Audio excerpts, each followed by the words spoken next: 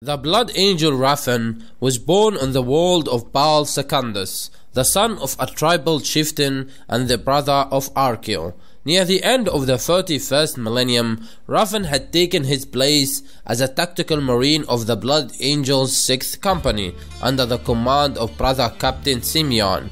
He had been assigned to serve as a ceremonial guard upon the cemetery world of Cybele, a large moon orbiting a gas giant. Cybele was a world covered in the iconography of the god emperor and possessed few defenses other than the Blood Angels contingent present there. Thus, it was a perfect target for the 9th host of the Word-Bearer's Traitor Legion, commanded by the Dark Apostle Escavan the Hated, who invaded the Force to defile and claim Cybele in the name of Chaos Undivided. In the meantime, Raphan's brother Archeo took a posting aboard the battle barge Pelas, which had been sent by Lord Commander Dante himself, the chapter master of the Blood Angels, to recover an artifact of the chapter that dated back to the Horus heresy, the Spear of Telesto, that was thought lost in the confusion of those dark times 10 millennia before. It was only through the chance discovery of a storehouse of documents on the world of Evangelion that the chapter had learned that the artifact still existed, and under the command of Ramius Steele, a Puritan inquisitor of a most rigid nature, trusted by both the chapter and the highest levels of the ecclesiarchy, Dante sent the Pelas to the orc-held worlds on the borders of the Segmentum Obscurus. It had been a challenging campaign, but the Blood Angels had been blessed. The Pelas had successfully recovered the sacred chapter artifact, and word of their imminent return had been spoken throughout the chapter for many solar months. During this expedition, Archeo had been promoted to the position of honor guard for the sanguinary priest Sachiel, but unknown to Archeo, he had also unwittingly been chosen as a pawn of the chaos-corrupted Inquisitor Steele to be manipulated and corrupted. Steele had somehow managed to plant a warp-spawned egg, magically crafted by the Lord of Change, Malphalax himself, into the spinal column of Archeo, which would slowly mutate the unsuspecting Archeo into the very visage of the Blood Angels' long-dead Primarch. The Pelas was sent to help the Blood Angels on the world of Cybele. Archeo led a daring raid to infiltrate the enemy-held spaceport, turning its ordnance on the Chaos Grand Cruiser Ogre Lord, which hung low in Cybele's orbit. The missiles launched from the spaceport destroyed the chaotic warship. During the Blood Angels' assault on the planet's surface, Archeo helped save the life of the sanguinary priest Sachiel from a rampaging demon. Despite the forces arrayed against them, the Blood Angels rallied behind the valiant Archeo, managing to successfully turn the tide against their attackers and carry the day. Later on, aboard the Pelas, Raphan was reunited with his brother. The Pelas pursued the apparently fleeing word-bearers to their base on the world of Shenlong, against Lord Commander Dante's explicit orders to remain on Cybele. In recognition of his daring, Archeo was chosen to present the Spear of Telesto to his chapter. As he laid his hands upon the sacred artifact, the radiance of the weapon swept across the length of the Grand Chamber. Archeo broke protocol and touched the ageless lance. Lifting it from its case, a pulse of white light flared, and all the Blood Angels present witnessed a miracle, as the light seemed to make Archeo appear as if he was Sanguinius himself. During the assault on Shenlong, Raphan's closest friend, Sergeant Chorus, was afflicted by visions of the Blood Angels' Primarch at the time of his death. Succumbing to the Black Rage, the valiant Blood Angel fought alongside his fellow battle brothers of the Death Company like a space marine possessed, taking horrific wounds for his efforts. As he lay dying, the agony of his grave wounds granted him a moment of lucidity. He warned his friend Raphan to beware of Inquisitor Steele and to be wary of his sibling Archeo, for he had been cursed with the powers to destroy the Blood Angels. Whilst assaulting the Ikari fortress on Shenlong, Inquisitor Steel, Arceus, and 7 of the Inquisitor's honor guard teleported into the midst of the word bearers. Arceus carried the Spear of Telesto into battle, summoning forth the righteous power of the sacred artifact. The unleashed energy from the mighty weapon vaporized the traitorous Chaos Space Marines, leaving the Blood Angels unscathed. Those that witnessed the second miracle were led to believe that Arceus was truly blessed and could be none other than the Primarch Sanguinius Reborn. Despite being a witness to such miraculous events, there were still lingering doubts on Raffin's mind. Word of Arceus' miraculous deeds quickly spread amongst the Shenlongi people. Soon they began to make pilgrimages to see Arceus the Blessed, the Reborn Angel, believing that he had grown beyond the servitude of an average line Astartes. Arceus had his loyal Space Marine followers forge for him a set of golden artificia armor like that once worn by the Blood Angels Primarch. Later, Arceus finally confronted the hated Dark Apostle Escavan in personal combat. During the titanic struggle, large white seraphic wings emerged from Arceus' back, destroying the rear portion of his armor, appearing as a living avatar of the blessed Primarch. Arceus summoned the spear to his hand and proceeded to kill the traitor Marine. Arceus now believed he truly was Sanguinius Reborn. He moved to quickly assume the imperial governorship of the planet and began to raise a 1,000-strong army known as the Warriors of the Reborn from the ranks of the Shenlongi people.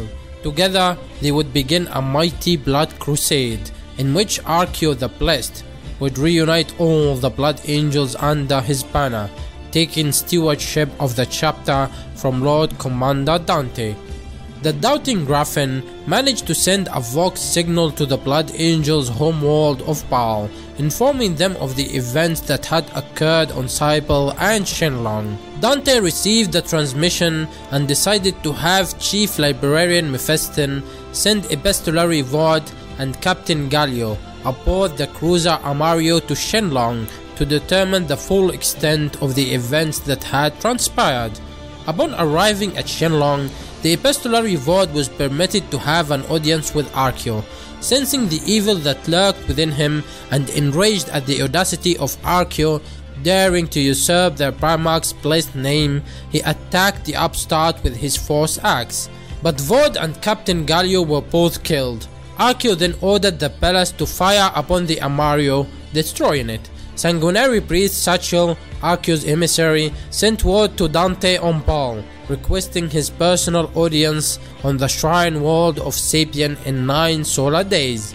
But instead, Chief Librarian Mephiston went in his stead aboard the battle barge Europa. While waiting for the Chief Librarian to arrive, Arceus spent too much time in the chapel in the presence of the Spear of Telesto. The sacred relics somehow managed to trigger rampant mutations all over Arceus' body, causing the spear to reject him.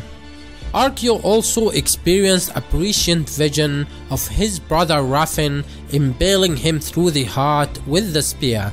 These mutations were barely halted by Inquisitor Steel's latent psychic abilities, who convinced Arceus that this dire vision had been granted by Sanguinius himself, and that it would only come to pass if they failed in their endeavors.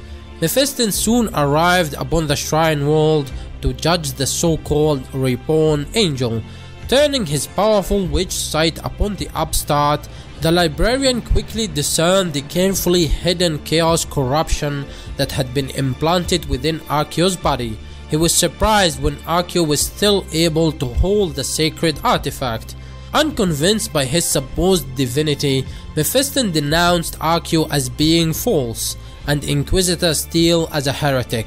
The Chief Librarian then proceeded to challenge Arceus to a duel, for if he truly was the remanifestation of the angel himself, he would be able to best any warrior that lived, or so it was written in the Book of Lords.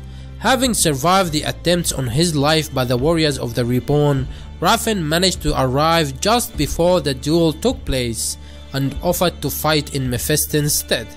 the Lord of Death, granted Raffen the honor of facing his sibling. Though Arceus had the advantage of inhuman strength granted by his mutations, Raffen was still the more experienced warrior. During the resulting battle, Arceus attempted to use the power of the spear against his brother, but the relic refused to respond to Arceus' attempts as it would not harm a true son of Baal.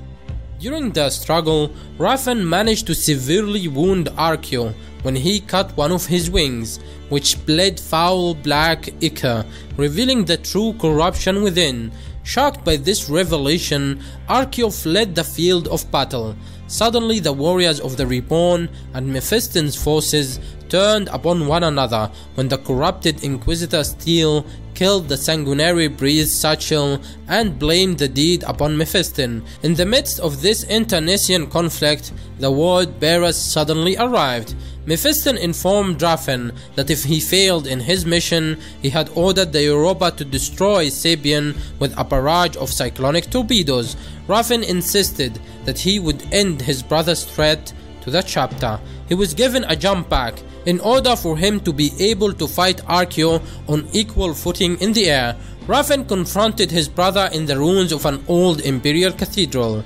Fueled by his irrational hate for his sibling during the confrontation, Arceus' mutations were fully revealed in all their dark glory. The spear of Telesto finally rejected him, as Arceus was now a minion of chaos, burning white hot until he was forced to drop the sacred weapon. Arceus' visage took on a horrible aspect as a bloody-handed vampiric red angel. Arceus then attempted to kill Raffen with tooth and claw, but Raffen managed to fend off his sibling's attack with his combat knife. Raffen struck violently, bringing his weapon about and thrusting upward between his brother's ribs. Screaming in agony, Arceus tumbled away from Raffen and fell to the ground. The upright spear twitched and jerked off its own accord, shifting and turning about its axis until the teardrop blade was brought to meet him. Arceus plunged into the blade, which punctured between his shoulder blades, bisecting his primary heart and exploding through his sternum.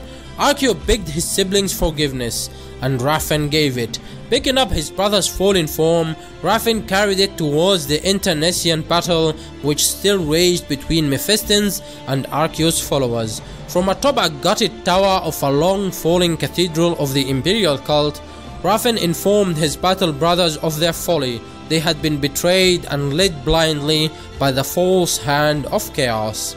He tipped Arceus' corpse over the ledge and let gravity take the winged body from him. The dead man tumbled end over end, ruined wings flapping, to land in a broken heap upon the cathedral steps. Realizing their error, Arceus' former followers renounced the Reborn and with renewed vigor fell upon their true enemies, the Word Bearers. Alright guys, thanks a lot for watching. If you enjoyed this, then surely you will enjoy this video talking about the devastation of the Blood Angels' homeworld of Baal. So don't forget to subscribe and hit that notification bell to stay tuned for more.